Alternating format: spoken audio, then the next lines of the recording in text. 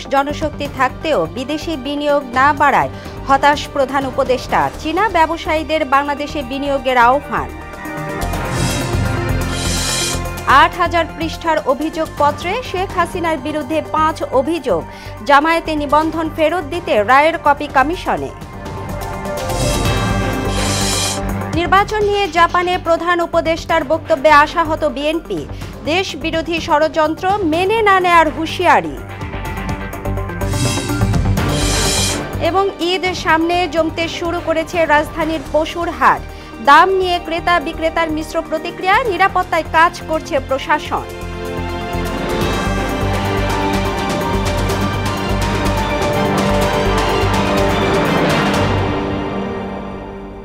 আসসালামু আলাইকুম। মোহনা সংবাদে স্বাগত। শুনছিলেন শিরোনাম, আপনাদের সাথে আছি তাবশিরা লিজা। এবার বিস্তারিত।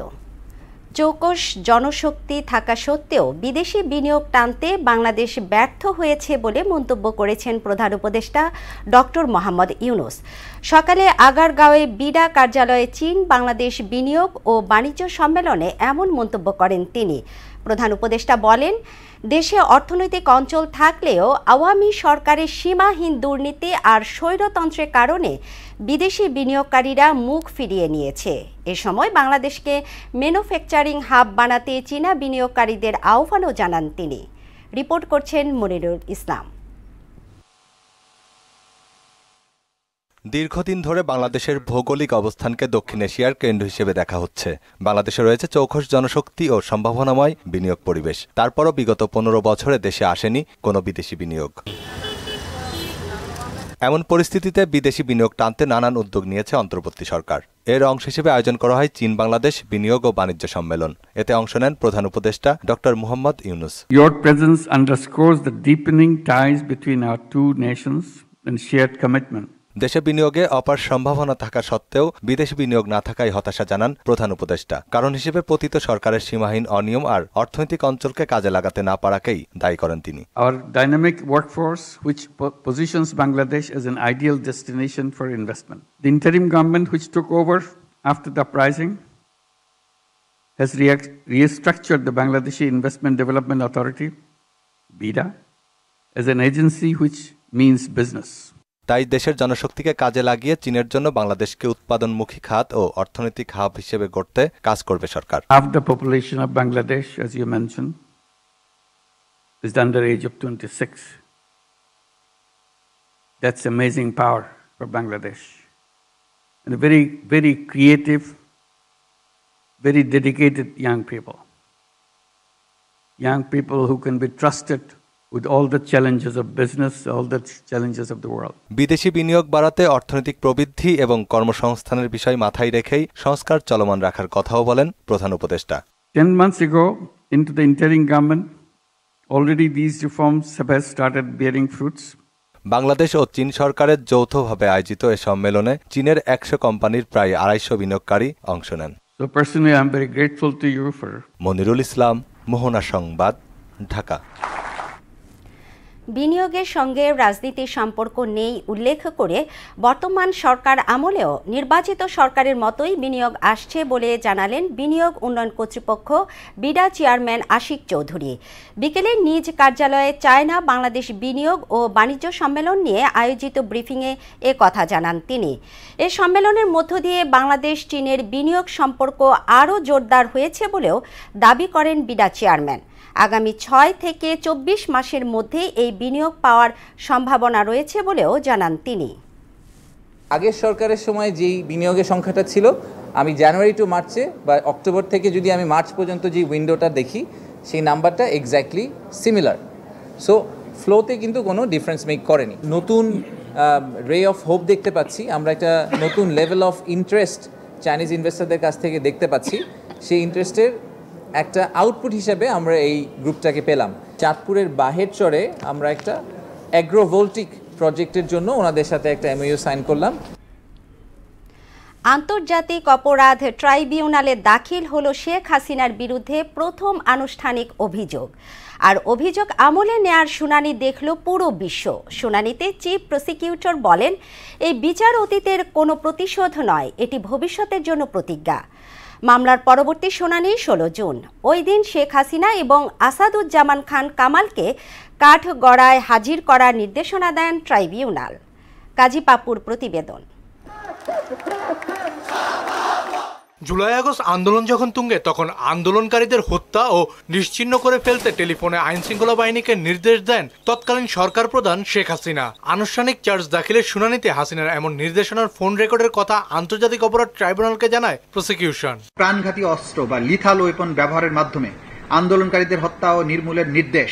শুনানিতে উঠে আসে আন্দোলন দমনে নৃশংস পরিকল্পনার কথা। শেখ হাসিনার গ্যাং অফ ফোরের কথা তুলে ধরে প্রসিকিউশন জানায় ওবায়দুল কাদের, আনিসুল হক, সালমান এফ রহমান এবং আসাদুজ্জামান খান কামালের পরিকল্পনায় চলত গুম, খুন ও ধরপাকড়। সেনা পুলিশ সমন্বয়ে আন্দোলন দমনের পরিকল্পনাও ছিল তাদের। তাদের নেতৃত্ব এবং নিয়ন্ত্রণে থাকা রাষ্ট্রীয় বাহিনী এবং রাজনৈতিক দল ও অঙ্গ সংগঠনের সদস্যদের দ্বারা সংগঠিত হয় হত্যা, অঙ্গহানি, গ্রেফতার, নির্যাতন, গুম।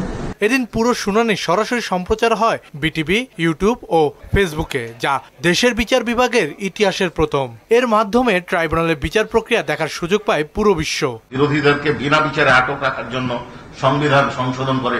শুনানিতে চিফ প্রসিকিউটর বলেন, আদালত এমন একটি সময়ের সাক্ষ্য বহন করছে যা ইতিহাসে দলিল হয়ে থাকবে। মানবতা বিরোধী বিচার কাজ নিরপেক্ষ, প্রমাণ নির্ভর ও ন্যায়ভিত্তিক হবে বলে আশা প্রকাশ করেন তিনি। সংগঠিত মানবতা বিরোধী অপরাধের দায়ে আসামি শেখ হাসিনা, আসামি আসাদুজ্জামান খান কামাল, আসামি চৌধুরী আব্দুল্লাহ আল মামুনের বিরুদ্ধে মানবতা বিরোধী অপরাধের দায়ে অপরাধকে আমলে গ্রহণ করা হয়েছে। বিচার কোনো প্রতিশোধের জন্য নয়, এটা হচ্ছে ভবিষ্যতের জন্য একটা প্রতিজ্ঞা এবং আগামী প্রজন্মকে নিরাপদ একটি বাংলাদেশ উপহার দেয়া। এ বিচার অতীতের প্রতিশোধ নয়, এটি ভবিষ্যতের জন্য প্রতিজ্ঞা বলে উল্লেখ করেন তিনি। বিচার হবে আবেগ শূন্য, প্রমাণ নির্ভর, তথ্য নির্ভর, নিরপেক্ষ এবং ন্যায় বিচার।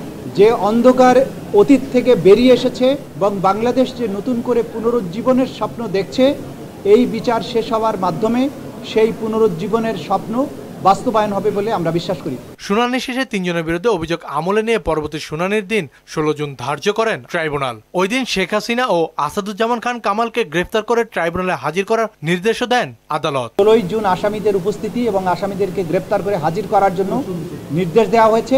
যদি আসামি কেউ অনুপস্থিত থাকেন, আইন অনুযায়ী তাদেরকে অনুপস্থিত ঘোষণা করার একটা ব্যাপার থাকবে। কাজী পাপ্পু, মোহনা সংবাদ, ঢাকা। জামায়াতে ইসলামের নিবন্ধন ফেরতের সংক্ষিপ্ত আদেশ প্রকাশ করেছেন আপিল বিভাগ। বিকেলে আদেশ প্রকাশের পর অনুলিপি পাঠানো হয় নির্বাচন কমিশনে। এর আগে সকালে দল হিসেবে জামায়াতে ইসলামের নিবন্ধন ফেরতের নির্দেশ দেন আপিল বিভাগ। আর দলীয় প্রতীক দাড়িপাল্লা ইস্যুতে সিদ্ধান্ত নেয়ার বিষয়টি নির্বাচন কমিশনের উপর ছেড়ে দেন সর্বোচ্চ আদালত। কাজী পাপ্পুর আরেকটি রিপোর্ট। রাজনৈতিক দল হিসেবে জামায়াতে ইসলামের বাতিল হওয়া নিবন্ধন ও প্রতীক ফিরে পেতে আপিলের শুনানি শেষ হয় গত 14 মে। এ বিষয়ে রায় ঘোষণার জন্য 1 জুন দিন ধার্য করা হয়।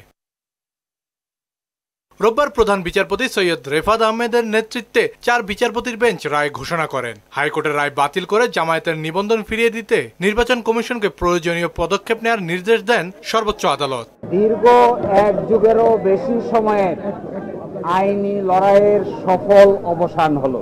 বাংলাদেশ জামায়াতে ইসলামী আজকে বাংলাদেশের সর্বোচ্চ আদালতের রায়ের মাধ্যমে তার নিবন্ধন ফিরে পেল। আমরা আশা করি এই রায়ের পরে বাংলাদেশে সঠিক নির্বাচনের মাধ্যমে প্রাণবন্ত সংসদ গঠিত হবে। রায়ের সংক্ষিপ্ত অনুলিপি হাতে পেলে নির্বাচন কমিশনে যাওয়ার কথা জানান শিশির মনির। প্রতীকের ব্যাপারটিও ইলেকশন কমিশনের সামনে রেফার করা হলো আদার ইস্যু হিসেবে। এই জন্য আমরা মামলার শর্ট অর্ডার চেয়েছি। আমরা আশা করি আগামীকালকের মধ্যেই মামলার সংক্ষিপ্ত আদেশ আমরা হাতে পাবো। এই সংক্ষিপ্ত আদেশ আমরা ইলেকশন কমিশনের কাছে অ্যাপ্রোচ করব। বাকিটা ইলেকশন কমিশন আইন অনুযায়ী অতি দ্রুত জামাতের নিবন্ধন এবং জামাতের প্রতীক বুঝিয়ে দিবেন, এটা আমরা প্রত্যাশা করি। রায়ের আলোকে নিবন্ধন ফিরিয়ে দেওয়ার পদক্ষেপ নেওয়ার কথা জানিয়েছেন নির্বাচন কমিশনের আইনজীবী। হাইকোর্ট যে সিদ্ধান্তটা নিয়েছিল 2013 সালে জামাত ইসলামের নিবন্ধন বাতিল করে দিয়ে, ওই জাজমেন্টটাকে অনারেবল কোর্ট আজকে জাজমেন্টটাকে সেট অ্যাসাইড করে দিলেন। ফলে যেটা তাহলে সেটা হচ্ছে জাজমেন্টের হাইকোর্টের জাজমেন্টের আগে যে সিচুয়েশন ছিল ওই সিচুয়েশনটা ফেরত আসে। 2013 সালের 1 আগস্ট জামায়াতের নিবন্ধন বাতিল ও অবৈধ ঘোষণা করে রায় দেন হাইকোর্ট। রায়ের বিরুদ্ধে আপিল করলে 2023 সালের নভেম্বরে জামায়াতের প্রধান আইনজীবীর অনুপস্থিত থাকায় আপিল খারিজ করে দেন আদালত। 5 আগস্ট গণ অভ্যুত্থানের পর গেল বছর 1 সেপ্টেম্বর জামায়াতের নিবন্ধনের আপিল পুনরুজ্জীবিত করা হয়। কাজী পাপ্পু, মোহনা সংবাদ, ঢাকা। জাপানে প্রধান উপদেষ্টার বক্তব্যের সমালোচনা করে বিএনপির স্থায়ী কমিটির সদস্য ডক্টর খন্দকার মোশাররফ হোসেন বলেছেন, বিদেশে গিয়ে বিভ্রান্তিকর বক্তব্য দিচ্ছে অন্তর্বর্তী সরকার। আর নির্বাচন নিয়ে প্রধান উপদেষ্টার বক্তব্য জনগণকে হতাশ করছে বলে মন্তব্য করেছেন দলের আরেক স্থায়ী কমিটির সদস্য হাফিজ উদ্দিন আহমেদ। রাজধানীতে আলাদা অনুষ্ঠানে তারা এসব কথা বলেন। আরও জানাচ্ছেন তানজিদ ভুইয়া।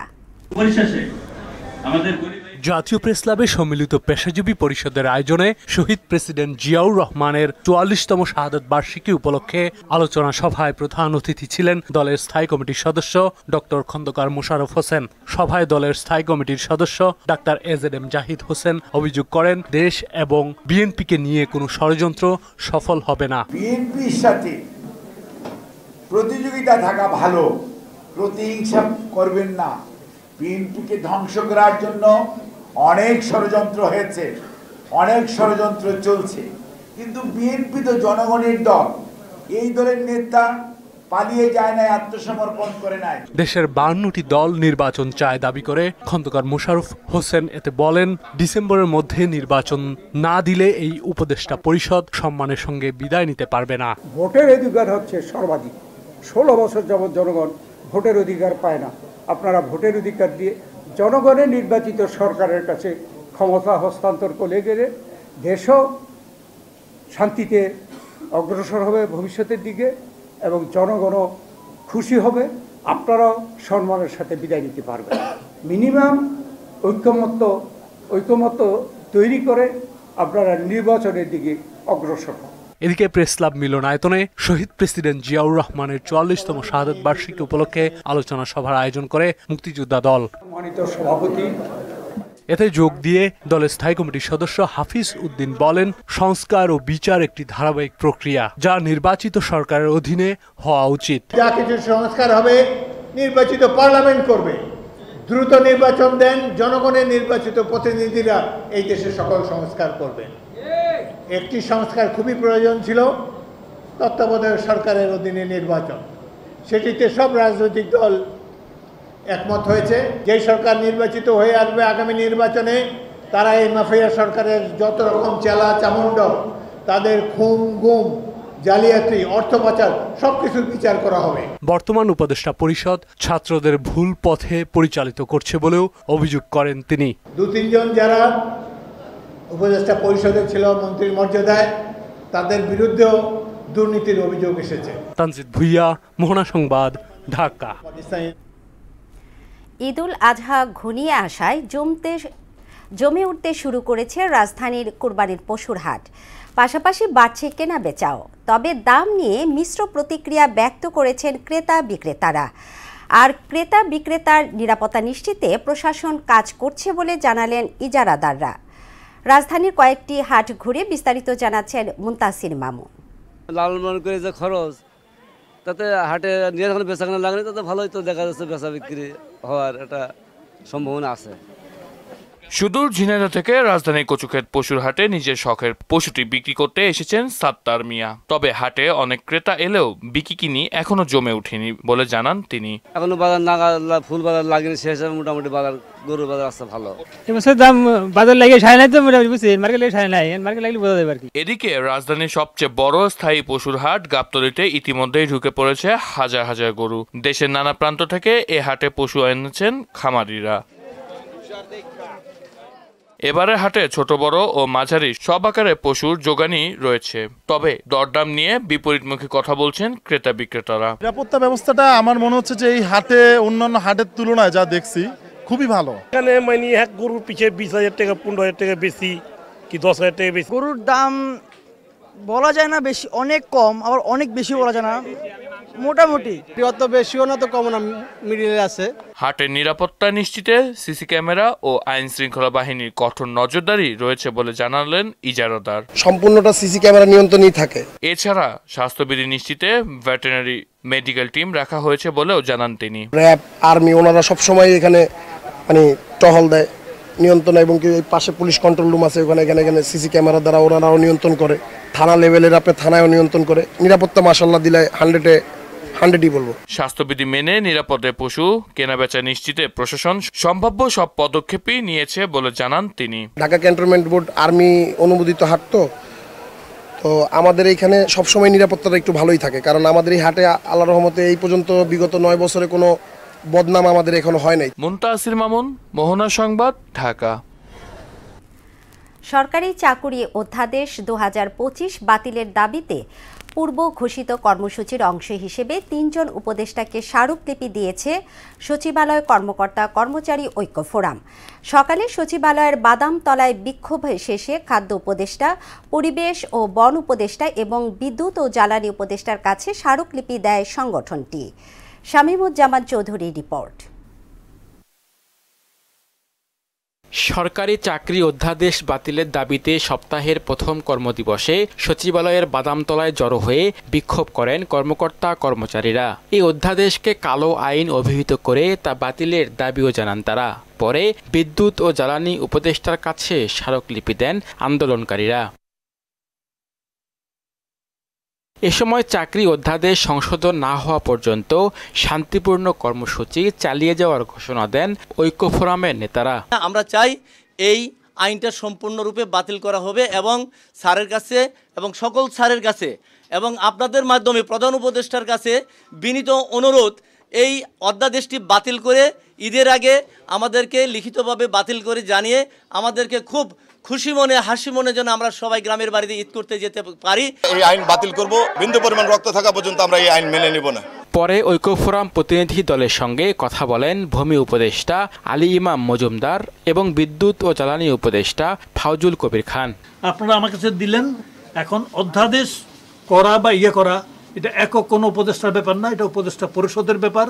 সেখানে আমি যে ব্যাপারটা সচিব কমিটির রিপোর্ট সম্পর্কে আমি জানি, আপনাদের বক্তব্যটা আপনারা দিলেন, এটাও আমি শুনলাম। এরপরে বাকিটা আমি আশা করব যে আপনারা আইন কানুন মেনে আমার সচিবালয়ের যে কালচার, দীর্ঘদিনের যে কালচার, মানে সেই কালচার অনুসারে করবেন। সচিবালয়ের কর্ম পরিবেশ আপনারা যথাযথ রাখবেন। এই অধ্যাদেশটা রেখে কোনো সেফগার্ডস ইন্ট্রোডিউস করলে, কি সেফগার্ডস ইন্ট্রোডিউস করলে আপনাদের কাছে এটা গ্রহণযোগ্য হবে। যেমন ধরেন আপনাদের যে মূল সেটা হচ্ছে যে অধস্তন কর্মচারীকে বিনা করা, তারপরে মহিলা যারা আছেন তাদেরকে বিনা করা। তারপরে আপনাদের আরেকটা আপত্তির জায়গা হচ্ছে যে সময় দেওয়া হয়েছে সেই সময়গুলো কম। আচ্ছা, আর এটা কিন্তু ঠিক না যে আপনি আদালতে যেতে পারবেন না, আদালতে কিন্তু রিটের অধিকার সবকিছুতেই আছে। এর আগে গত 22 মে উপদেষ্টা পরিষদের সভায় অধ্যাদেশটি খসড়া অনুমোদনের পর গত 24 মে তা প্রত্যাহারের দাবিতে সচিবালয়ে কর্মকর্তা কর্মচারীদের সবগুলো সংগঠন সম্মিলিতভাবে আন্দোলন শুরু করে। শামীমুজ্জামান চৌধুরী, মোহনা সংবাদ, ঢাকা। জ্ঞাত আয় বহির্ভূত সম্পদ অর্জনের অভিযোগে সাবেক প্রবাসী কল্যাণ মন্ত্রী ও সংসদ সদস্য খন্দকার মোশাররফ হোসেনের বিরুদ্ধে মামলা দায়ের করেছে দুর্নীতি দমন কমিশন দুদক। প্রায় 100 কোটি টাকা এবং 11 লাখ মার্কিন ডলারের সন্দেহজনক লেনদেন সহ 35 কোটি টাকার জ্ঞাত আয় বহির্ভূত সম্পদের তথ্য থাকায় তার বিরুদ্ধে এ মামলা হয়েছে বলে জানালেন দুদক মহাপরিচালক আক্তার হোসেন। এছাড়া নিয়োগে অনিয়ম সহ বিভিন্ন অভিযোগে মুঠোফোনে আর্থিক সেবাদানকারী প্রতিষ্ঠান নগদে অভিযান চালানো হয়েছে বলেও জানান তিনি। সাবেক মন্ত্রী, প্রবাসী কল্যাণ ও বৈদেশিক কর্মসংস্থান মন্ত্রণালয় এবং স্থানীয় সরকার পল্লী উন্নয়ন সমবায় মন্ত্রণালয় তার নিজ নামেও 15টি ব্যাংক হিসাবে ডিসেম্বর 2024 পর্যন্ত 99 কোটি 21 লক্ষ টাকারও বেশি অস্বাভাবিক লেনদেন। দুর্নীতি দমন কমিশন আইন 2004, মানি লন্ডারিং প্রতিরোধ আইন 2012 এবং দুর্নীতি প্রতিরোধ আইন 1947 সংশ্লিষ্ট ধারায় একটি মামলা রুজুর সিদ্ধান্ত গৃহীত হয়েছে। সুন্দরবন সহ দেশের বনাঞ্চল রক্ষায় প্রযুক্তির ব্যবহার বৃদ্ধি করলে দুর্নীতিবাজদের সঙ্গে চোর পুলিশ খেলা বন্ধ হবে বলে জানিয়েছেন পরিবেশ, বন, জলবায়ু বিষয়ক উপদেষ্টা সৈয়দা রিজওয়ানা হাসান। পরিবেশ অধিদপ্তরের লিগ্যাল টিম যথেষ্ট যোগ্য এবং শক্তিশালী নয় বলেও অভিযোগ করেন উপদেষ্টা।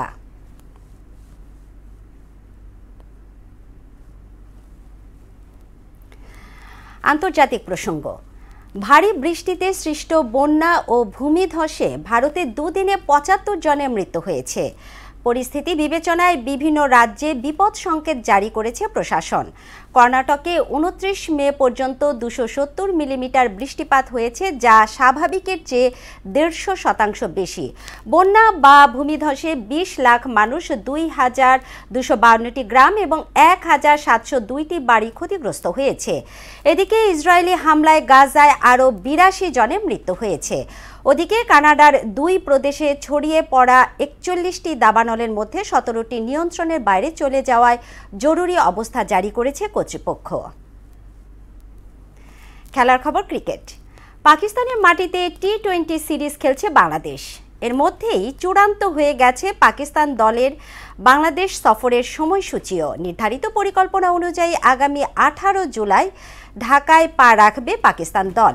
আসন্ন সফরটিতে ৩ ম্যাচে টি-20 সিরিজ খেলবে 2 দল। পাকিস্তানের সংবাদ মাধ্যমের খবর অনুযায়ী 3 ম্যাচ সিরিজের প্রথম টি-20 ম্যাচ হবে 20 জুলাই। দ্বিতীয় এবং তৃতীয় ম্যাচ মাঠে গড়াবে যথাক্রমে 22 এবং 24 জুলাই। সিরিজের সবকটি ম্যাচই অনুষ্ঠিত হবে মিরপুর শেরেবাংলা জাতীয় ক্রিকেট স্টেডিয়ামে।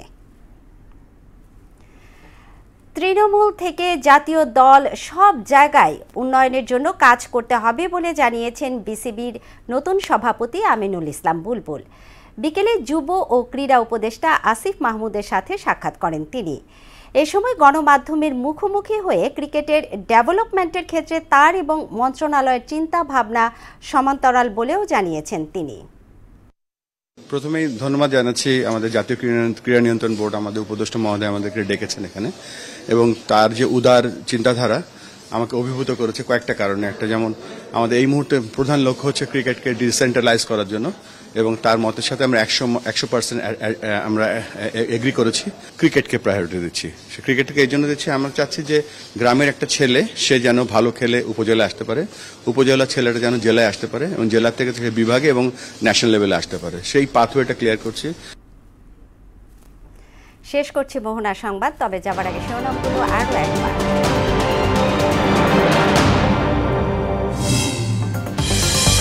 চৌকস জনশক্তি থাকতেও বিদেশি বিনিয়োগ না বাড়ায় হতাশ প্রধান উপদেষ্টা।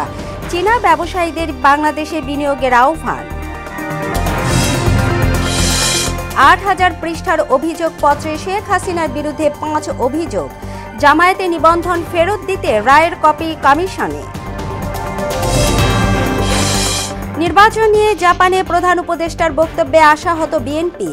দেশ বিরোধী ষড়যন্ত্র মেনে না নেয়ার হুঁশিয়ারি। এবং ঈদ সামনে জমতে শুরু করেছে রাজধানীর পশুর হাট।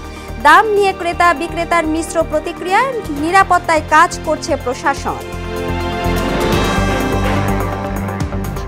এই ছিল মোহনা সংবাদে। পরবর্তী সংবাদ রাত 12:30টায়।